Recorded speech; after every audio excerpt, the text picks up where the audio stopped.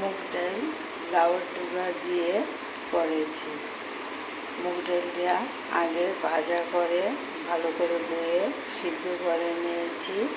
লাউয়ের ডুগাগুলো ডাঁটাগুলোও সিদ্ধ করে নিয়েছি।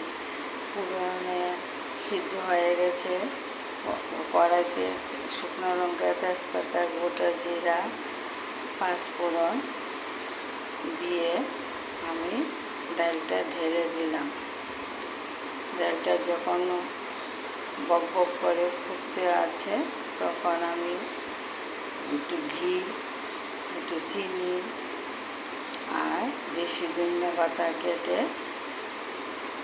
দিয়েছি। দেখো আমার মুগ ডাল আজকে লাউয়ের ডাঁটা দিয়ে এই যে দেখো কি সুন্দর হয়েছে, দারুণ হয়েছে। নিরামিষ তো মুগ ডাল দিয়ে করেছি, চিনি আর ঘি দিয়েছি। দেখো আমি কীভাবে করেছি তোমাদেরকে বলে দিয়েছি। এই যে আমি আজকে মুগ ডাল লাউয়ের ডাঁটা দিয়ে রেসিপিটা তোমাদের সঙ্গে শেয়ার করলাম।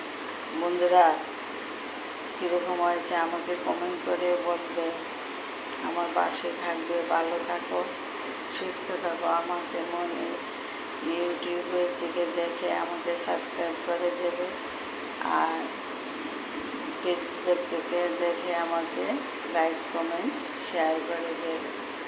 এটা আমার সকল বন্ধুদের কাছে অনুরোধ রইল। পাশে থেকো, ভালো থেকো, সুস্থ থাকো। আমিও তোমাদের পাশে আছি।